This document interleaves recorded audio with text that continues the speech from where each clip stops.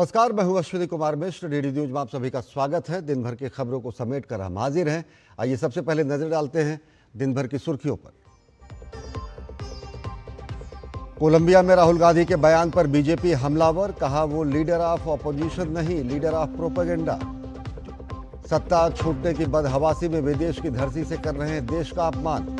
आंकड़ों के जरिए अर्थव्यवस्था पर राहुल के आरोपों को किया खारिज।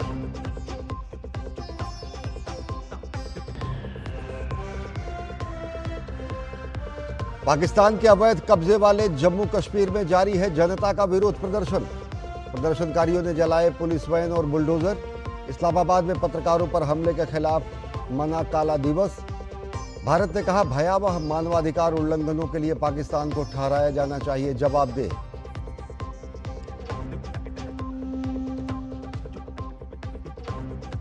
ऑपरेशन सिंदूर पर वायुसेना प्रमुख का बड़ा बयान, कहा हमारी सेना ने मार गिराए दुश्मन के 4 से 5 लड़ाकू विमान। 300 किलोमीटर अंदर घुसकर किया हमला। पाकिस्तान के दावों को बताया मनोहर कहानियां।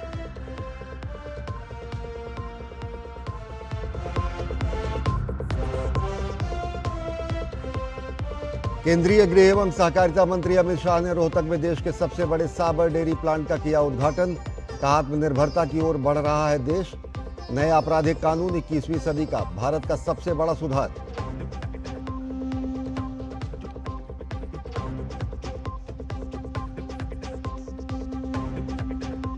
नवरात्र में कारोबार की बल्ले बल्ले, जीएसटी कटौती से उत्साहित बाजार ने तोड़ा नवरात्र में बिक्री का 10 साल का रिकॉर्ड। अमित शाह ने कहा दीपावली से पहले ही प्रधानमंत्री ने माताओं बहनों को दिया बड़ा तोहफा। दैनिक उपयोग के लिए केवल स्वदेशी पर जोर।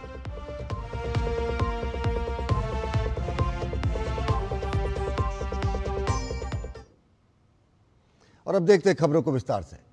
विदेश में जाकर भारत के विरोध में बयान देना राहुल गांधी की आदत बन चुकी है। कोलंबिया में राहुल गांधी का बयान और भारत में एक बार फिर मचा है घमासान। राहुल गांधी ने कहा कि भारत में लोकतंत्र पर हमला हो रहा है। बीजेपी ने इसे देश का अपमान बताया है और राहुल को लीडर ऑफ प्रोपेगेंडा कहा है। राहुल ने अर्थव्यवस्था पर भी सवाल खड़े हैं तो बीजेपी ने आंकड़े रखकर जवाब दिए हैं।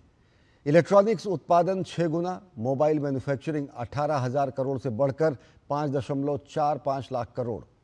अब बड़ा सवाल यह है कि राहुल गांधी भारत के बारे में विदेशों में ऐसे बयान क्यों देते हैं और वो भारत की छवि क्यों धूमिल कर रहे हैं और इसके पीछे उनकी मंशा क्या है। कोलंबिया में राहुल गांधी का बयान, भारत में मचा घमासान। बीजेपी ने राहुल पर उठाए सवाल, भारत के अपमान पर शुरू बवाल। कांग्रेस नेता राहुल गांधी विदेशों में दिए अपने बयानों के चलते लगातार विवादों में रहते हैं। राहुल गांधी ने कई देशों में जाकर ऐसे बयान दिए हैं जिसे भारत में राजनीतिक दलों ने देश विरोधी बताया है। इस बार राहुल कोलंबिया गए तो भारत में लोकतंत्र को खतरे में बता दिया और कहा कि देश में लोकतांत्रिक व्यवस्था पर चौतरफा हमला हो रहा है। राहुल के इस बयान पर देश में घमासान छिड़ गया है। बीजेपी समेत तमाम दल इसे देश और लोकतंत्र का अपमान बता रहे हैं। कोलंबिया के बगोटा में कहा है कि भारत में लोकतंत्र नहीं है, लोगों को बात करने की आज़ादी नहीं है। अगर कोई व्यक्ति सबसे अधिक आज़ादी से देश के विकास को, भाजपा को और प्रधानमंत्री मोदी जी को गाली देते हैं तो राहुल गांधी है। भारतीय लोकतंत्र को कभी अगर पिछले 75 वर्षों में परेशानी हुई है तो 25 जून 1975 को जब उनकी दादी श्री ने आपातकाल लगा करके प्रेस पर प्रतिबंध लगाया, नागरिक आजादी पर प्रतिबंध लगाया, उनको इतिहास से सबक लेना चाहिए। बीजेपी जहां राहुल गांधी को एलओपी यानी लीडर ऑफ अपोजिशन नहीं बल्कि लीडर ऑफ प्रोपेगेंडा बता रही है, तो कांग्रेस कह रही है कि राहुल जो देश में बोलते हैं वही विदेश में बोलते हैं। राहुल गांधी के लिए एलओपी का मतलब लीडर ऑफ ऑपोजिशन नहीं बल्कि लीडर ऑफ अपोजिंग भारत बन चुका है, लीडर ऑफ प्रोपेगेंडा बन चुका है।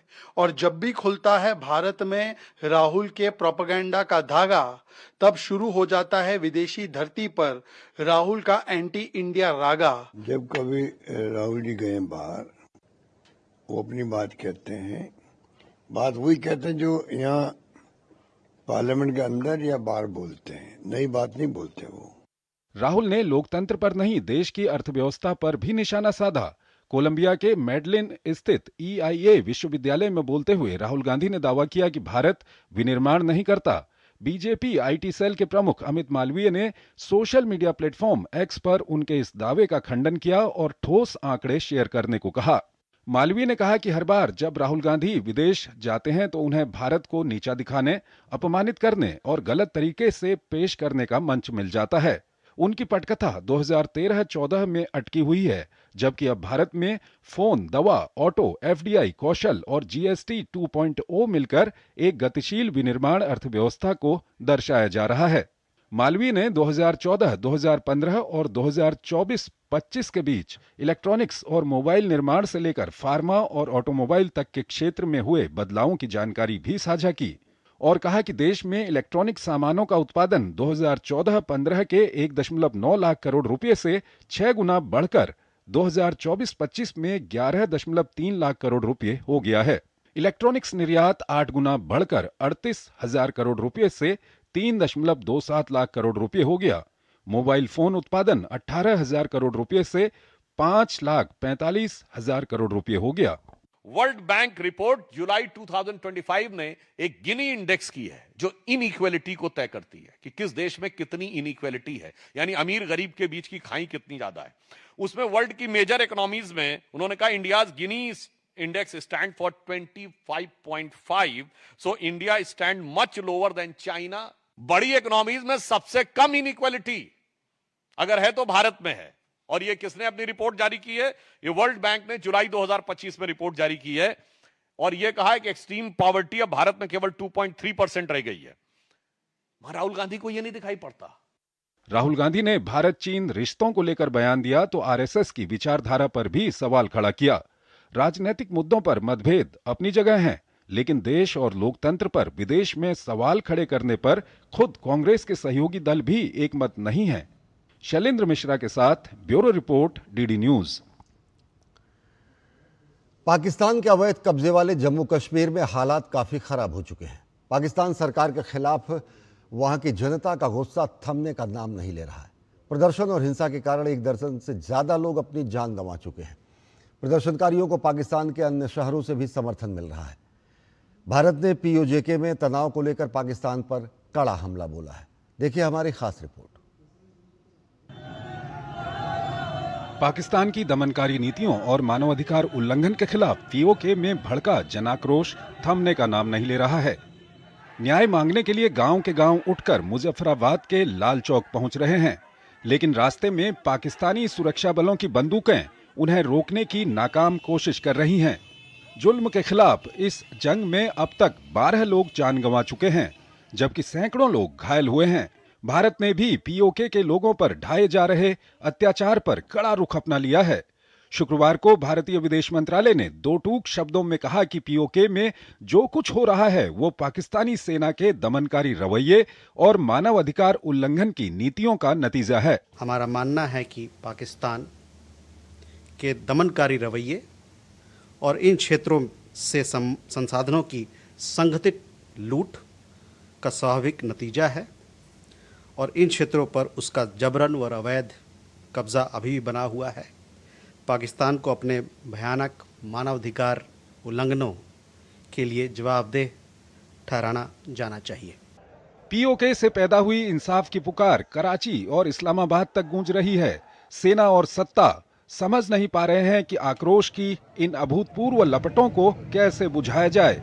इसी बौखलाहट में POK की आवाज बनने का प्रयास कर रहे पत्रकारों को भी नहीं बख्शा गया। इस्लामाबाद प्रेस क्लब में पत्रकारों के शांतिपूर्ण प्रदर्शन पर हमला बोल दिया गया। वहीं पुलिस ने कैमरा तोड़ दिया, पत्रकारों के साथ जमकर मारपीट की। पत्रकारों ने इसे मीडिया की स्वतंत्रता पर सीधा हमला बताते हुए शुक्रवार को काला दिवस मनाया। सरकार का जांच का आश्वासन भी पत्रकारों के गुस्से को शांत नहीं कर पा रहा है। पाकिस्तान के वरिष्ठ पत्रकार इरमान रियाज का दावा है कि इतने व्यापक पैमाने पर POK में जनाक्रोश कभी नहीं देखा गया। उन्होंने इंटेलिजेंस रिपोर्ट के आधार पर दावा किया है कि हालात नियंत्रण से बाहर होते जा रहे हैं। दबाव बढ़ने के बाद पाकिस्तान सरकार आंदोलनकारी एक्शन कमेटी के साथ वार्ता की मेज पर आई, लेकिन कोई नतीजा नहीं निकल सका। पीओके में गुस्सा अचानक नहीं फूटा है, बल्कि इसकी शुरुआत रोजमर्रा की जरूरतों को लेकर हुई। पहले आटे की बढ़ती कीमतों को लेकर लोग सड़कों पर उतरे थे, लेकिन धीरे धीरे ये आंदोलन भ्रष्टाचार, बेरोजगारी और सरकार के खिलाफ विद्रोह में तब्दील हो गया। इस विद्रोह के पीछे पीओके का नागरिक समूह आवामी एक्शन कमेटी है, जिसने बगावत का झंडा बुलंद किया हुआ है। यहाँ के आम लोगों ने मिलकर ये संगठन बनाया है। इस संगठन ने अनिश्चितकालीन हड़ताल का ऐलान किया है। आवामी एक्शन कमेटी ने 38 पॉइंट का एक चार्टर जारी किया है। कमेटी का कहना है कि मांगें पूरी न होने तक पीछे हटने वाले नहीं हैं। दिलचस्प बात यह है कि पाकिस्तानी सैन्य प्रतिष्ठान और उससे जुड़े सोशल मीडिया प्लेटफॉर्म इन स्थानीय प्रदर्शनों को भी बाहरी ताकतों की साजिश बता रहे हैं। इतिहास रहा है कि पाकिस्तान की सेना हर बार आंतरिक असंतोष और विद्रोह का ठीकरा बाहरी ताकतों पर फोड़ती है, लेकिन असल में ये रणनीति सेना द्वारा जवाबदेही से बचने और ध्यान भटकाने का तरीका है। और बिहार में नीतीश सरकार ने महिलाओं को बड़ी सौगात दी है। राज्य की कैबिनेट ने बैठक में 25 लाख महिलाओं को 10-10 हजार रुपए दिए जाने के अलावा स्कूली छात्र छात्राओं की स्कॉलरशिप को दोगुना करने का फैसला किया है। बैठक में कुल 129 एजेंडों पर मुहर लगी। देखिए खास रिपोर्ट।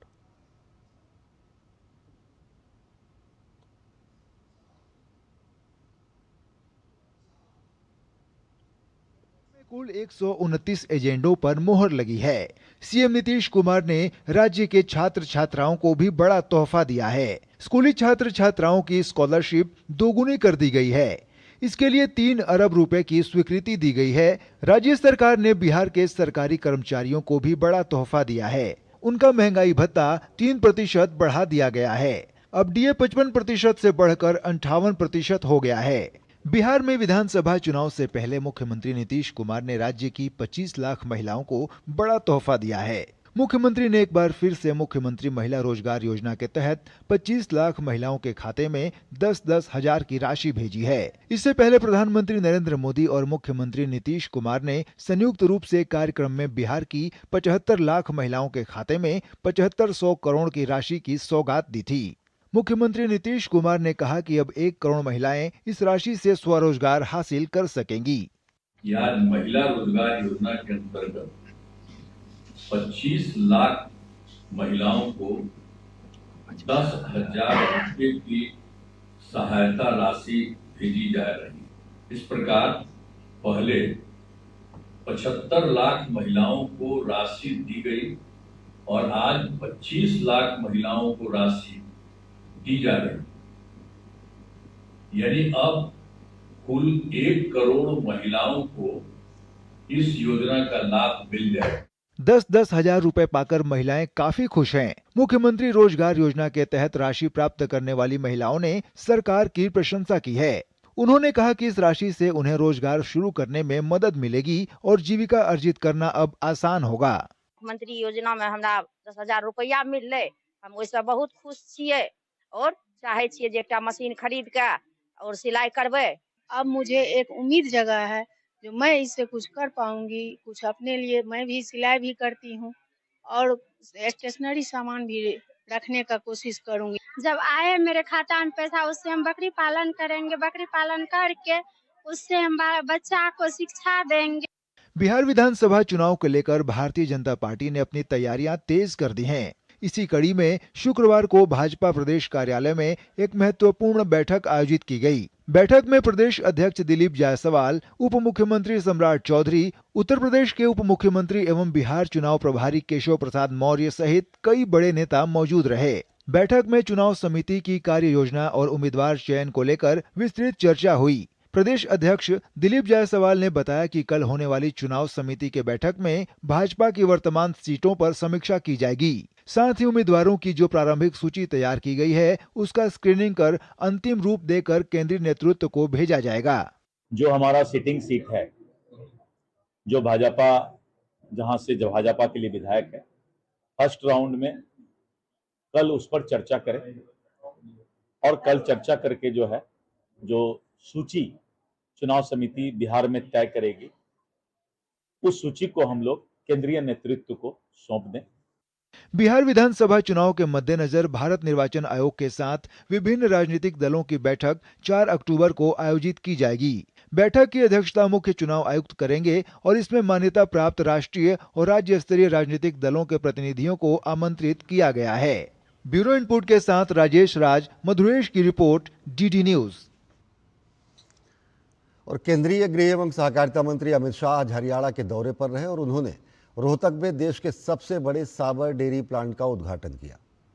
डेयरी उत्पादन में हम तेजी से आत्मनिर्भरता की ओर बढ़ रहे हैं और इस डेयरी उपक्रम से दिल्ली एनसीआर की ज़रूरतें भी पूरी होंगी। अमित शाह ने कहा कि भाजपा सरकार आने के बाद हरियाणा भ्रष्टाचार मुक्त हुआ है और नए आपराधिक कानून 21वीं सदी के सबसे बड़े सुधार साबित होंगे। हरियाणा दौरे पर गए केंद्रीय गृह एवं सहकारिता मंत्री अमित शाह ने रोहतक में साइबर डेयरी प्लांट का उद्घाटन किया। इस अवसर पर हरियाणा के मुख्यमंत्री नायब सिंह सैनी व अन्य कैबिनेट मंत्री मौजूद रहे। साबर भारत का सबसे बड़ा दही, छाछ और योगर्ट उत्पादन प्लांट होगा। इस मौके पर केंद्रीय गृह मंत्री अमित शाह ने कहा कि हरियाणा में सबसे ज्यादा दूध, दही का सेवन किया जाता है और इसी वजह से देश के सबसे बड़े डेयरी प्लांट को यहां खोला गया है।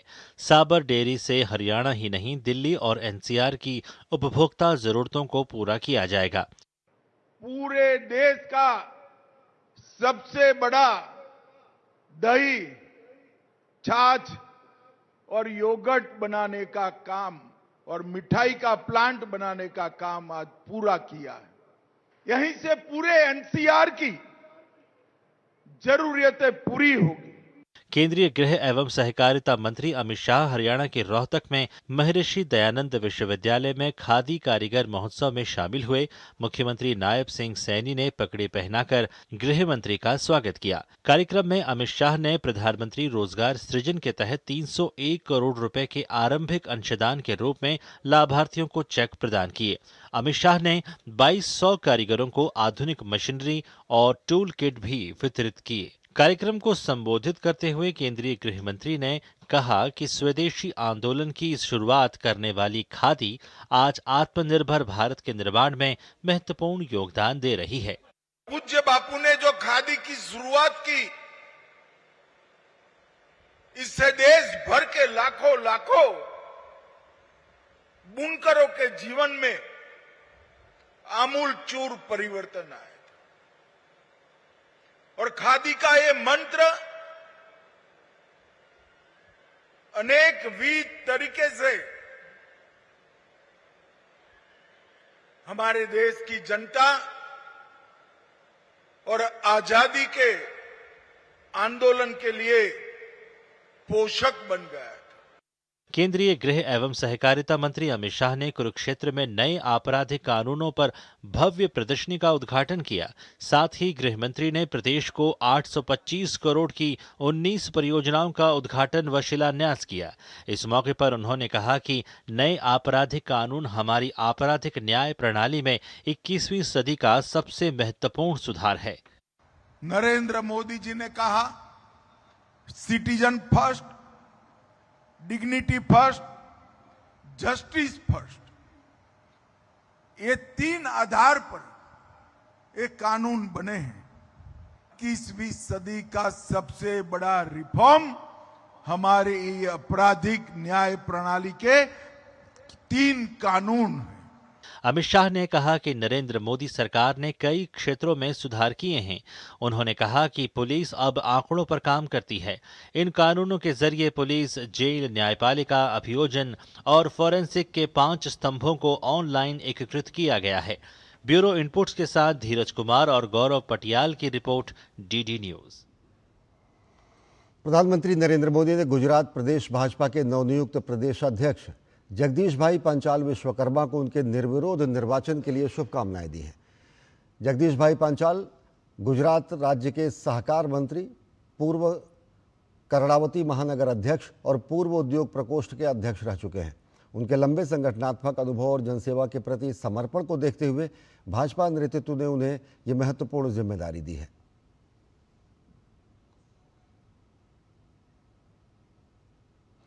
रक्षा मंत्री राजनाथ सिंह ने भरोसा जताया है कि भारत का रक्षा निर्यात 2029 तक 50,000 करोड़ रुपए तक पहुंच जाएगा। उन्होंने बताया कि 11 साल पहले ये केवल 600 करोड़ रुपए था और अब ये 24,000 करोड़ रुपए हो चुका है। राजनाथ सिंह ने आज हैदराबाद में Jain international trade organisation connect exhibition का उद्घाटन किया।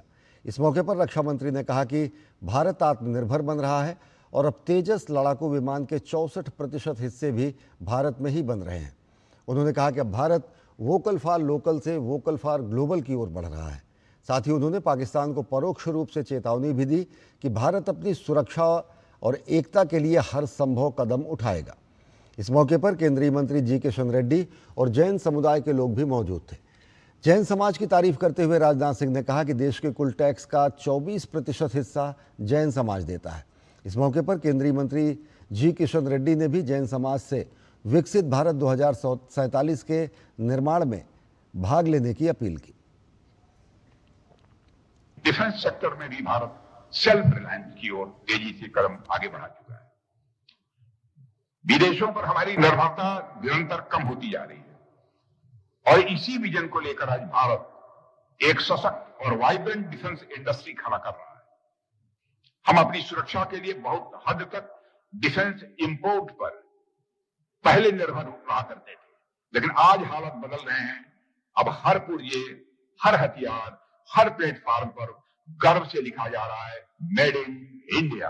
हमारी सरकार ने 97 लाइट कॉम्बैट एयरक्राफ्ट, कितने कॉस्टली होते हैं बताने की जरूरत नहीं है, खरीदने के लिए हिंदुस्तान एरोनॉटिक्स लिमिटेड एचएएल के साथ एक समझौता किया है। इन विमानों में 64% से ज्यादा पार्ट्स, इक्विपमेंट्स यदि लगेंगे तो 64% से ज्यादा वो इंडिजिनस होंगे, भारत में बने होंगे, भारत की धरती पर बने होंगे और भारतवासियों के हाथों बने होंगे।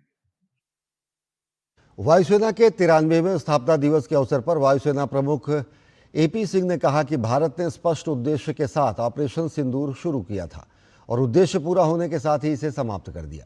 भारतीय सेना के सटीक हमले ने पाकिस्तान को युद्ध समाप्ति की गुहार लगाने के लिए मजबूर कर दिया था। Air chief marshal A P Singh ने पुष्टि की कि भारत के आतंकवाद निरोधी मामले में और हमले में पाकिस्तान ने कम से कम 4 से 5 लड़ाकू विमान खो दिए थे। देखिए हमारे संवाददाता विशाल बैरिस्टो की खास रिपोर्ट। भारतीय वायुसेना के 93वें स्थापना दिवस के अवसर पर आयोजित प्रेस वार्ता में ऑपरेशन सिंदूर के बारे में कई महत्वपूर्ण जानकारी साझा की गई। वायुसेना प्रमुख ने ऑपरेशन सिंदूर की सराहना करते हुए कहा कि ये एक ऐसा युद्ध था जिसने अपने उद्देश्यों को तेजी और सटीकता के साथ हासिल किया और पाकिस्तान को घुटनों पर ला दिया। भारतीय वायुसेना प्रमुख ने बताया कि ऑपरेशन सिंदूर के कारण भारतीय सैनिकों ने पाकिस्तान के 4 से 5 पाकिस्तानी लड़ाकू विमान F-16 और JF-17 श्रेणी मार गिराए। Radars at least 4 places, command and control centers at 2 places, runway of course damaged at 2 places, then 3 of their hangars in 3 different stations have been damaged, and in that hangar as well as on tarmac we have signs of one C-130 class of aircraft, one AEW&C class of aircraft, and at least 4 to 5 fighter aircraft, most likely F-16 because that base happened to be F-16, which would have been under maintenance that time. Along with that, one SAM system which has been destroyed. Operation Sindoor के दौरान भारतीय वायुसेना ने न सिर्फ दुश्मन के क्षेत्र में अंदर तक प्रवेश किया बल्कि 300 किलोमीटर तक की अब तक की सबसे लंबी दूरी की मार भी हासिल की, जिससे पाकिस्तान अपने ही क्षेत्र में संचालन करने में असमर्थ रहा। इस दौरान उन्होंने भारतीय विमानों को मार गिराने के पाकिस्तान के दावों को मनोहर कहानियां कहकर खारिज कर दिया। वायुसेना प्रमुख ने लड़ाकू विमानों के बेड़े को मजबूत करने की तत्काल आवश्यकता पर जोर दिया और संकेत दिया कि फ्रांसीसी राफेल या रूस के Su-57 जैसे अधिग्रहण विकल्पों पर एक सख्त प्रक्रिया के माध्यम से विचार किया जाएगा। I just want to say is that we have to weigh all the options, and we in Defense Ministry and in Indian Air Force we have a very set process of induction of any weapon system, and that process will be followed. So what comes will depend on what meets the requirement and what is the best for us. भविष्य की तैयारी और आत्मनिर्भरता पर भारतीय वायुसेना ने युद्ध क्षमताओं को बढ़ाने के लिए 2047 का रोड मैप तैयार किया है। अचूक, अभेद्य और सटीक, इस ध्येय वाक्य के साथ भारतीय वायुसेना तैयार है कहीं भी कभी भी स्ट्राइक करने के लिए देश के दुश्मनों के खिलाफ। इस मैसेज के साथ आज वायुसेना अध्यक्ष ने पूरे भारत को ये आश्वस्त किया कि भारतीय वायुसेना और देश की तीनों सेनाएं हमेशा तैयार हैं देश की सरहदों की हिफाजत करने के लिए। कैमरामैन अनिल ठाकुर के साथ मैं विशाल बैरिस्टो, DD news, Delhi. Operation Sindoor पर air chief marshal A P Singh के दिए गए बयान पर कांग्रेस ने एक बार फिर सवाल उठाया है। कांग्रेस नेताओं के विवादित बयान पर भाजपा नेता शहजाद पूनावाला ने निशाना साधते हुए कहा कि सेना का अपमान, पाकिस्तान का गुणगान कांग्रेस की पहचान बन गई है। सेना का अपमान, पाकिस्तान का गुणगान, यही बन चुकी है कांग्रेस पार्टी की एकलौती पहचान।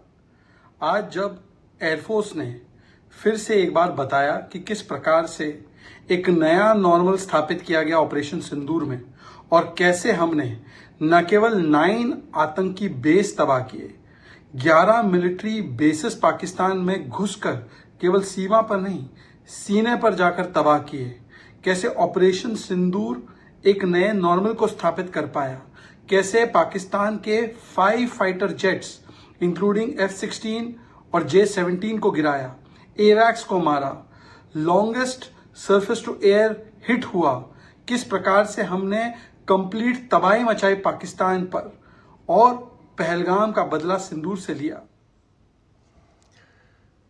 केंद्र सरकार की उपलब्धियों में महिलाओं के खिलाफ होने वाले अत्याचारों में कमी आई है। ये तथ्य सामने आए हैं एनसीआरबी यानी राष्ट्रीय अपराध रिकॉर्ड ब्यूरो के आंकड़ों से। एनसीआरबी के मुताबिक 2004 और 2014 के बीच हत्या, बलात्कार, दहेज हत्या और दंगों में वृद्धि हुई, लेकिन 2014 के बाद से महिलाओं के खिलाफ होने वाले अपराधों में कमी आई है। 2004 में बलात्कार के 18,233 मामले दर्ज हुए और 2014 तक आते आते ये संख्या लगभग दोगुनी होकर 36,735 हो गई। इसके उलट मोदी सरकार में 2023 तक बलात्कार के मामलों में 2014 के मुकाबले 19% की कमी दर्ज हुई। यूपीए शासन में दहेज से संबंधित मौतों में भी बढ़ोतरी दर्ज हुई थी। 2004 में जहां ये संख्या 7,026 थी तो वहां 2014 में ये बढ़कर 8,455 हो गई। हालांकि 2014 के बाद से दहेज हत्याओं में लगातार गिरावट आई है। 2023 तक ऐसे मामलों की संख्या 6,156 रह गई, जो 2014 की तुलना में 27% कम है। अगर दंगों की बात करें तो इनकी संख्या भी यूपीए शासनकाल 2004 में 59,971 से बढ़कर 2014 में 66,042 हो गई, लेकिन 2014 के बाद 2023 तक ये संख्या घटकर 39,260 हो गई। यूपीए के शासनकाल में हत्याओं की संख्या का ग्राफ बढ़ा था। 2004 में ये संख्या 33,608 थी और 2014 में 33,981 के समान स्तर पर बनी रही। हालांकि 2023 तक हत्या के मामले 27,721 तक गिर गए। कुल मिलाकर ये बदलाव दर्शाता है कि पिछले एक दशक में भारत कैसे पहले से ज़्यादा सुरक्षित हुआ है।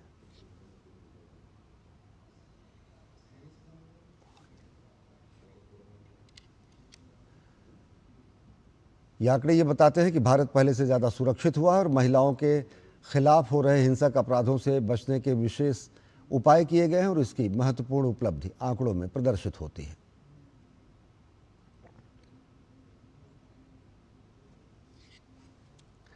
और नई दिल्ली में कौटिल्य इकोनॉमिक कॉन्क्लेव के चौथे संस्करण का उद्घाटन करते हुए केंद्रीय वित्त मंत्री निर्मला सीतारमण ने कहा कि वैश्विक उथल पुथल के बीच भारत की अर्थव्यवस्था झटकों को सहने की मजबूत क्षमता रखती है।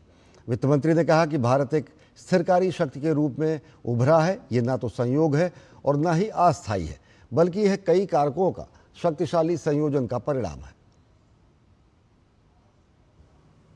India's rise as a stabilizing force is neither accidental nor transient.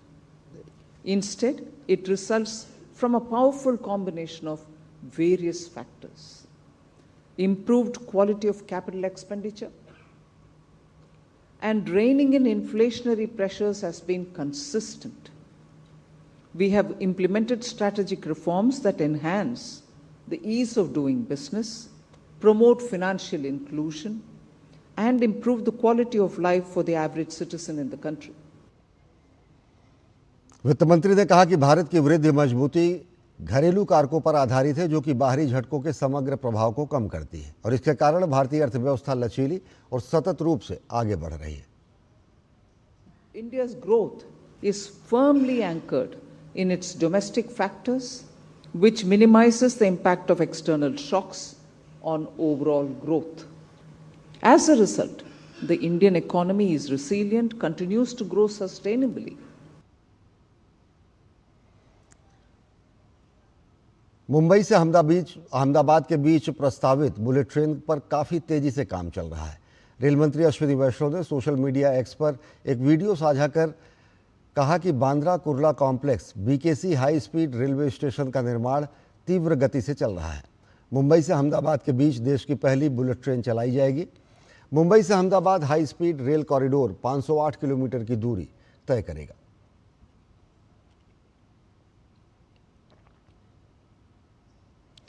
Brazil के राष्ट्रपति के विशेष सलाहकार राजदूत सेल्सो अमोरिम भारत यात्रा पर हैं।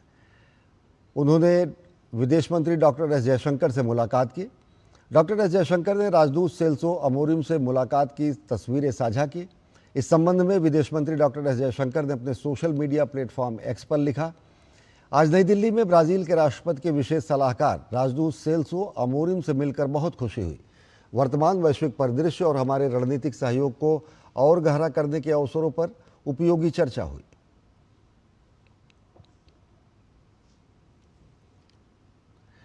सितंबर 2025 में जीएसटी कलेक्शन 1.89 लाख करोड़ रुपए पहुंच गया, जो पिछले साल के मुकाबले 9.1% ज़्यादा है। यह लगातार 9वां महीना है जब जीएसटी राजस्व 1.8 लाख करोड़ रुपए से ऊपर बना हुआ है।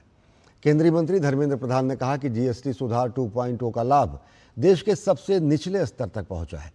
जीएसटी सुधार से मध्यम वर्ग, उद्यमियों और गरीबों में एक नया उत्साह जागा है और इसने हमारी देश की चक्रीय अर्थव्यवस्था को गति दी है। देश की मध्यवर्गीयों में, गरीबों में और उद्यमियों में एक नया उत्साह भर पड़ा है। जिस प्रकार की टैक्स की रिफॉर्म हुए हैं, आज अनेकों द्रव्यों की मूल्य सस्ता हो चुका है, लोगों की बचत बढ़ी है, लोगों की इनकम टैक्स में भी बचत बढ़ी है, उसके कारण लोगों की खर्चा भी बढ़ रहा है। नए नए चीजों में घर बना रहे हैं, बच्चों को और पढ़ाने की व्यवस्था कर रहे हैं, लोगों की स्वास्थ्य सेवा में और स्पेंडिंग हो रही है। ये सारे को ध्यान में देखते हुए ये आता है कि जीएसटी की रिफॉर्म जिस उद्देश्य से किया गया था वो सफल हुई है। इसमें हमारा देश की चक्रीय अर्थनीति, सर्कुलर इकोनॉमी को गति मिली है और उत्पादन बढ़ेगी और खपत बढ़ेगी और उत्पादन बढ़ेगी और रोजगार सृष्टि होगी, रेवेन्यू को और पैसा आएगा। नेक्स्ट जनरेशन जीएसटी रिफॉर्म से आम लोगों में खुशी की लहर है। जीएसटी दर कम होने से त्योहारी सीजन में ताबड़तोड़ बिक्री हुई है। लोगों ने जीएसटी दर कम होने पर खुशी जाहिर की है। पहले का जीएसटी जो 28% था ना, अभी का जीएसटी 18% जो हो गया, उसमें हमारा 8-10 हज़ार का वो फायदा मिला। बहुत अच्छे माइनर होता है ये तो, बहुत ही अच्छी बात है। जीएसटी से 8 से 10 हज़ार जितना फायदा हुआ है मुझे। मैंने मेरी बेटी के लिए एक्टिवा ली है। जब मैंने पहली बार यहाँ भाव पूछा था तो 1 लाख से 18,000 कहा था, अब लिया तो 1 लाख ने 10 हज़ार में आई है। मतलब मुनाफा ज़्यादा 10 हज़ार जितना हुआ है, खूब मायने रखता है। सामान्य लोग के लिए ये 10 हज़ार એટલે खूब ज़्यादा रकम हो सकती है। 22 सितंबर से जो जीएसटी डाउन हुआ तो 10% का कस्टमर को जीएसटी बेनिफिट हुआ है, उसका 18% जीएसटी टू व्हीलर में हो गया है। तो उनके वजह से एक्टिवा में 7.5 से 8 हज़ार जैसा फायदा हुआ है कस्टमर को, और बाइक में सामान्य 8.5 से 10 हज़ार जैसा बेनिफिट हुआ है, रेट कम हुआ है। पहला का जीएसटी था 28% और अभी 18% हो गया है और 50 से 60 हज़ार बेनिफिट हुआ है। मध्यम वर्ग के लिए बहुत अच्छा है और ज़्यादा बेनिफिट है। 22 तारीख से जो रेट घट रहा है उस हिसाब से बहुत ज़्यादा फायदा हो रहा है। केंद्र सरकार के निर्णय के बाद हम बहुत ज़्यादा खुश। अभी जो जीएसटी बेनिफिट जो हो रहा है उससे गाड़ी ज़्यादा बिक रही है। कस्टमर को 50 से 70 हज़ार रुपये तक की जो जीएसटी घटा हुआ है उससे बेनिफिट मिल रहा है। प्रेस इन्फॉर्मेशन ब्यूरो की फैक्ट चेक यूनिट ने अपनी जांच में उस वीडियो को फेक बताया है जिसमें भारत के air chief martial Amarpreet Singh को ये कहते हुए दिखाया गया है कि भारतीय वायुसेना लद्दाख में हमला करने की तैयारी कर रही है। वीडियो में air chief martial Amarpreet Singh को यह कहते दिखाया गया कि पाकिस्तानी हमले के 6 महीने बाद हमारी वायुसेना लद्दाख के प्रदर्शनकारियों पर हमला करने के लिए तैयार है ताकि सोनम वांगचुक जेल में ही रहे। पीआईबी ने इस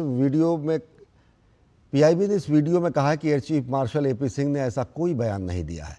पीआईबी ने फर्जी वीडियो का खंडन करते हुए एयर चीफ मार्शल का ओरिजिनल वीडियो भी जारी किया है।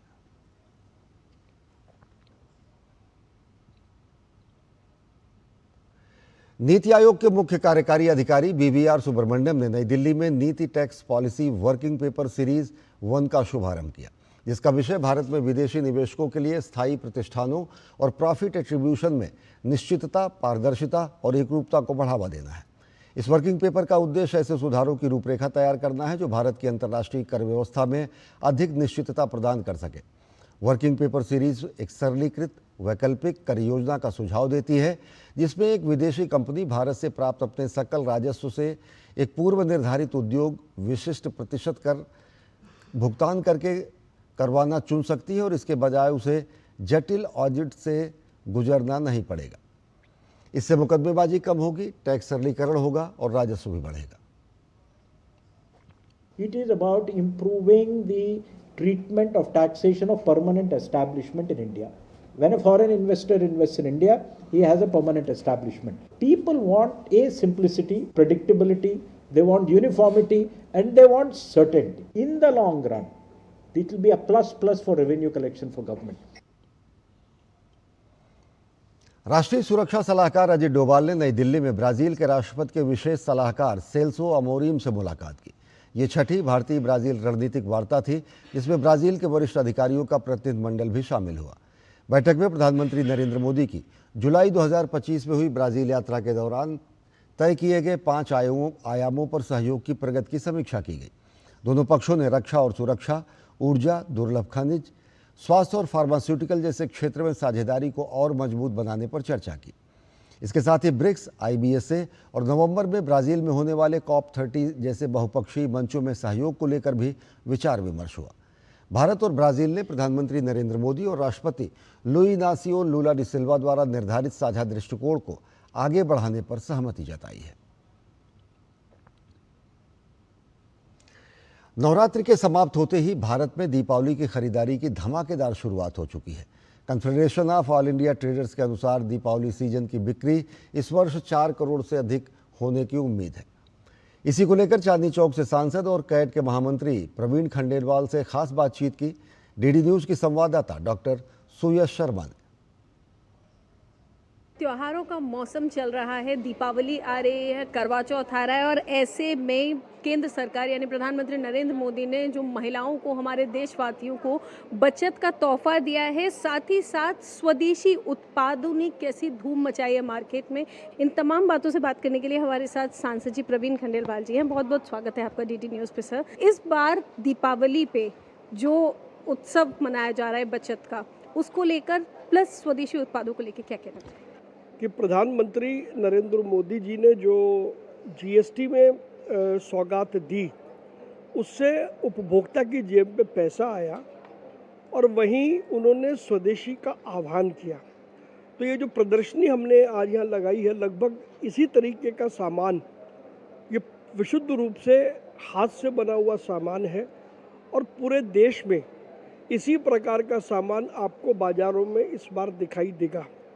तो वो जो बचत लोगों की जेब में आई, उससे हमारी कंजम्पशन बढ़ेगी और जब कंजम्पशन बढ़ेगी तो डिमांड और सप्लाई के सिद्धांत के अनुसार जो लोग इस तरीके का सामान बना रहे हैं वो और ज़्यादा सामान बनाएंगे, तो उनमें उनके पास भी पैसा ज़्यादा आएगा।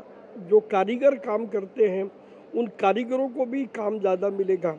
तो कुल मिला के जो अर्थ का चक्र है वो मजबूत होगा और इसके मुख्य रूप से इस बार जो सेल के बड़े आंकड़ों का कारण है वो प्रधानमंत्री नरेंद्र मोदी जी का स्वदेशी अपनाने का अभियान और GST में जो रियायतें दी गई हैं टैक्स में, वो दोनों अपने आप में महत्व रखते हैं। तो यकीनन आप लोगों को भी ज़्यादा से ज़्यादा स्वदेशी उत्पाद खरीदने चाहिए, क्योंकि जब आप एक स्वदेशी उत्पाद खरीदते हैं तो कहीं ना कहीं आप एक घर के साथ साथ अपने पूरे देश की अर्थव्यवस्था को भी संबल देते हैं। कैमरा पर्सन के साथ मैं doctor Soyash Sharma, DD news, Delhi. तो दूसरी पीढ़ी के जीएसटी सुधारों की घोषणा हुई है। त्योहारी मौसम है, ज़बरदस्त खरीदारी हुई है और ये माना जा रहा है दीपावली के इस सीज़न में खरीदारी 4.75 लाख करोड़ के आंकड़े से पार पहुंच सकती है। और इस समय त्योहारों के मौसम में हर तरफ रौनक छाई हुई है। दीपावली आने वाली है और ऐसे शुभ अवसर पर दिल्ली के मोती बाग में हर साल की तरह इस साल भी मनस्विनी दीपोत्सव मेला लगने जा रहा है और इसका इंतज़ार सभी दिल्ली वासियों को बेसब्री से रहता है। इस बार इस मेले में क्या खास होने जा रहा है, इसे लेकर डीडी न्यूज़ संवाददाता ने मनस्विनी क्लब की सेक्रेटरी सविता भूटानी से खास बातचीत की। त्योहारों का मौसम है, दीपावली आने वाली है, करवा चौथ आने वाला है, तो यकीनन दिल्ली वालों को इंतज़ार होगा मोती बाग में लगने वाले मनस्विनी दीपोत्सव मेले में। जी हाँ, तो ये मेला लगने वाला है। क्या कुछ इस बार इस मेले में ख़ास होने जा रहा है और कब आप इस मेले में आकर इस मेले का लुत्फ़ उठा सकते हैं, ये तमाम जानकारी हमारे साथ साझा करने के लिए मनस्विनी मेले की सेक्रेटरी मैडम है हमारे साथ में। मनस्विनी हमारा न्यू मोती बाग का लेडीज़ क्लब है और ये दीप उत्सव कुछ सालों से ये छोटे से इनिशिएटिव से शुरू हुआ लेकिन अब बहुत बड़ा हो गया है, दिल्ली में पूरा फेमस हो गया है और हमारे इसमें बहुत सारी चीज़ें होती हैं। एक तो हमारे बहुत अच्छे इनिशिएटिव्स हैं वेलफेयर सोसाइटीज़ को प्रमोट करने में, साथ में हम हैंडलूम्स हमेशा प्रमोट करते हैं। तो जगह जगह से वीवर्स आ रहे हैं हमारे and we are promoting culture, we are promoting handicrafts, handloom, women welfare, NGOs, social work and many entrepreneurs, जिसमें बहुत सारे फूड स्टॉल हैं। आयुर्वेदा पे भी स्टॉल लग रहा है श्री श्री तत्वा का, जो लोग उसके साथ नाड़ी परीक्षक डॉक्टर भी हैं, तो हम हेल्थ को भी प्रमोट कर रहे हैं और हम बहुत सारे ऐसे लोगों को यहाँ पे बुला रहे हैं जो लोग समाज के लिए, सोसाइटी के लिए अलग अलग इनिशिएटिव्स ले रहे हैं। लोकल फॉर वोकल, तो उसकी पूरी झलक हमें इस मेले में देखने को मिलेगी। बिल्कुल, लोकल चीज़ों को, हमारे यहाँ कोई भी ऐसा कुछ नहीं है जो हम बाहर के देशों का कुछ प्रमोट करें। जितनी भी चीज़ें आप देखेंगे यहाँ पे बनी हुई, वो सब भारत में ही बनी हुई है। मेरे अंदाजे से एक भी ऐसा कोई प्रोडक्ट नहीं होगा जो भारत के बाहर का बना मिलेगा। इतना एक्साइटमेंट जो हमने दिल्ली वालों के अंदर भर दिया है, ये कब शुरू होगा, इसका टाइमिंग्स क्या होने वाला है? ये 4 और 5 अक्टूबर को है। दीप उत्सव कहते हैं हम इसको, दिवाली मेला है लेकिन इसका नाम दीप उत्सव रखा हुआ है।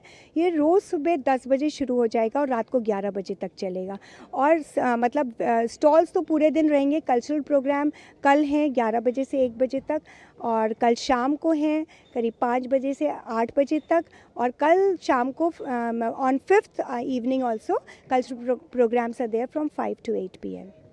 तो दिल्ली वासियों को जो इंतज़ार है वो कल ख़त्म होगा, यानी कि 4 और 5 अक्टूबर को आप इस मेले में आ सकते हैं। न्यू मोती बाग में ये मेला लगने जा रहा है, दीपोत्सव।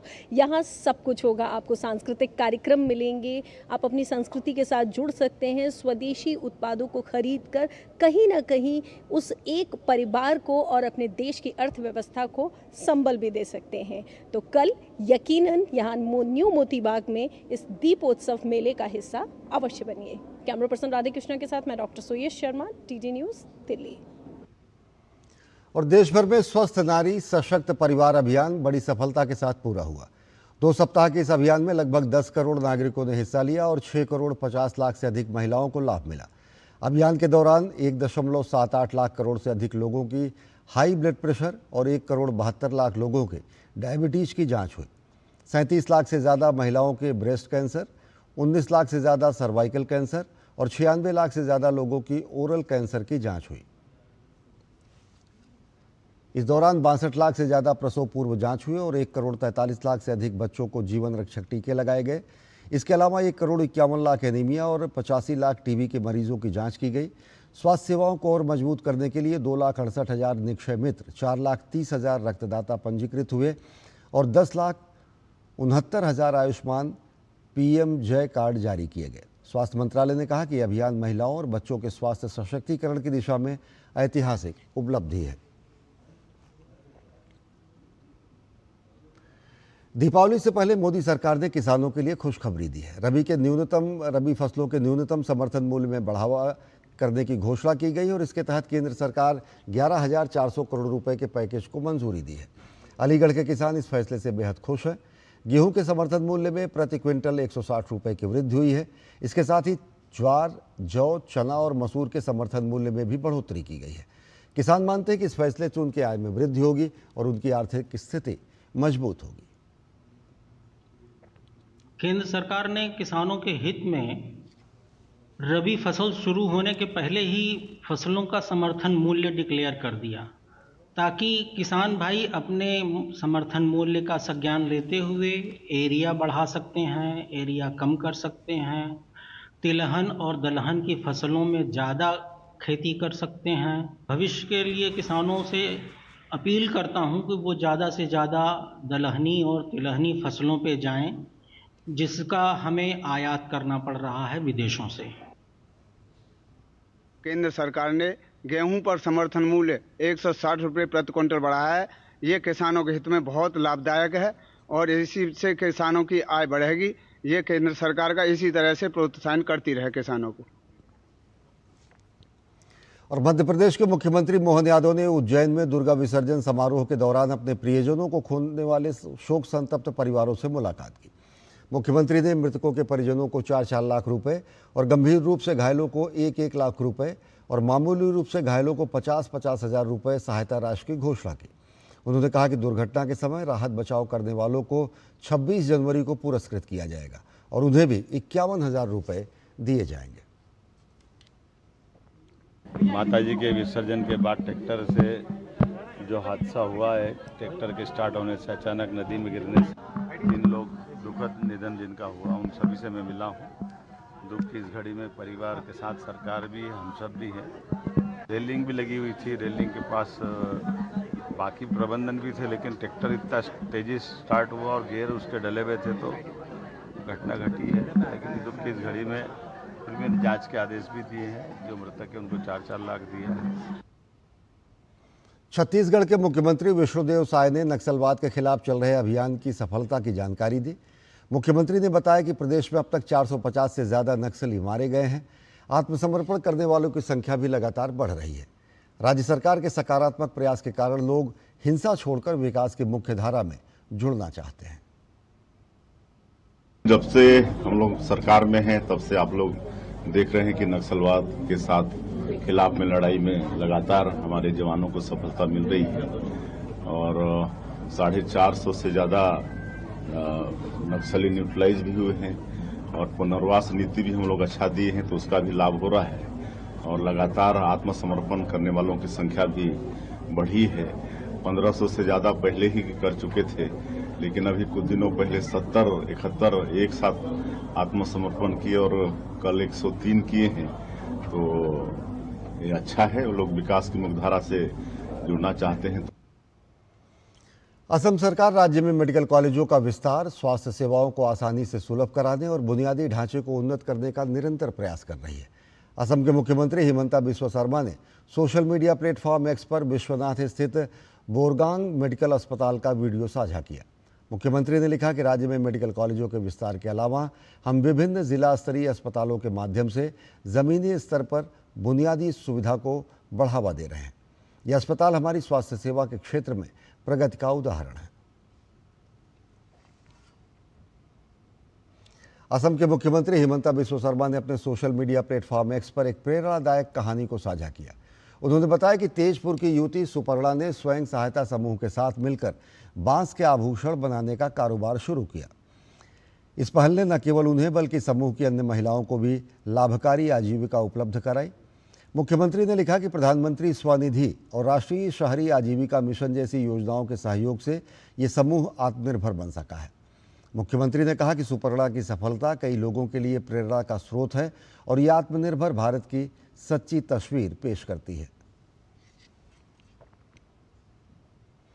और असम में बाढ़ की चुनौती से निपटने के लिए राज्य सरकार बड़े बड़े जलाशय बनाने की योजना बना रही है। गुवाहाटी में आयोजित प्रेस कॉन्फ्रेंस में जल संसाधन मंत्री पीयूष हजारिका ने ये जानकारी दी। उन्होंने कहा कि प्रदेश में 15 स्थानों पर नदियों से जुड़े विशाल जलाशय बनाए जाएंगे। उन्होंने बताया कि केंद्र सरकार के सहयोग से इस महत्वाकांक्षी योजना की शुरुआत की जा रही है। It is a very good news. MHA has given 692 crores under the leadership of Honorable Home Minister Amit Shah ji to develop wetland to reservoirs, to bring water from rivers. So 15 locations have been identified and tender have been floated. Fund has come, so work will be started very soon. भारतीय तटरक्षक बल 5 और 6 अक्टूबर को चेन्नई के तट पर राष्ट्रीय स्तर के प्रदूषण प्रतिक्रिया अभ्यास के 10वें संस्करण का आयोजन करेंगे। ये द्विवार्षिक प्रमुख अभ्यास समुद्री तेल रिसाव की घटनाओं से निपटने के लिए भारत की राष्ट्रीय तैयारियों के मूल्यांकन के लिए बेहद ज़रूरी है। इसके साथ ही इंटर एजेंसी समन्वय की दक्षता की परीक्षा भी होती है। यह अभ्यास 27वें राष्ट्रीय तेल रिसाव आपदा आकस्मिक योजना के तहत संचालित किया जाएगा। अखिल भारतीय तकनीकी शिक्षा परिषद AICTE और society of Indian defence manufacturers यानी SIDM ने रक्षा प्रौद्योगिकी में माइनर डिग्री के लिए मॉडल पाठ्यक्रम लॉन्च किया है। यह पहला आत्मनिर्भर भारत मिशन को सशक्त बनाने की दिशा में बेहद महत्वपूर्ण कदम है। कार्यक्रम के तहत इंजीनियरिंग छात्रों को एरोनॉटिक्स, नौसेना प्रणाली, साइबर सुरक्षा, एडवांस मटेरियल सहित विभिन्न क्षेत्रों में विशेष कौशल दिए जाएंगे। सरकार, शिक्षाविद और उद्योग के सहयोग से तैयार किए गए इस पाठ्यक्रम का उद्देश्य रक्षा क्षेत्र में कौशल की कमी को दूर करना और देश के रक्षा पारिस्थितिकी तंत्र को मजबूत करना है।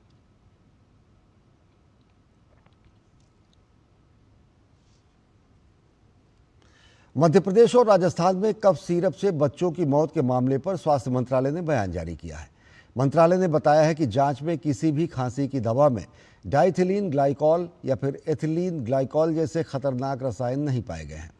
हालांकि मंत्रालय ने यह भी साफ किया है कि जांच में इस्तेमाल की गई कुछ खांसी की दवाएं बच्चों के लिए ठीक नहीं थी।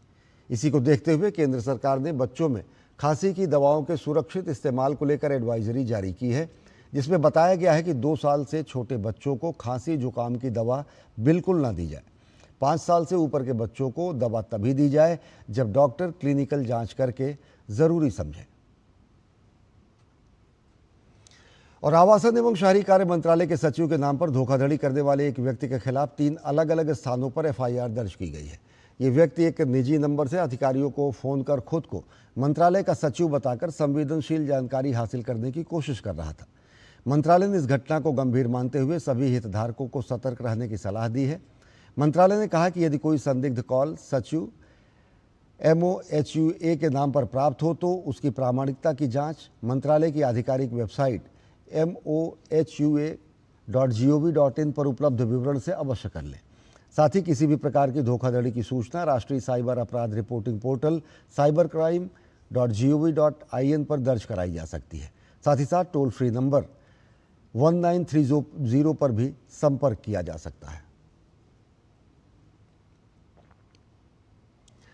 और गुजरात ATS ने दमन की एक फैक्ट्री में निर्मित और वापी में संग्रहित मुंबई में बिक्री के लिए तैयार MD ड्रग की एक बड़ी खेप जब्त की है। खुफिया जानकारी के आधार पर गुजरात ATS ने कार्रवाई करते हुए एक आरोपी को वापी वलसाड के MD ड्रग कच्चे माल के साथ गिरफ्तार किया, जबकि अन्य 2 आरोपी फरार हो गए। गुजरात ATS आरोपियों के खिलाफ मामला दर्ज करके पूरे मामले की जांच कर रही है।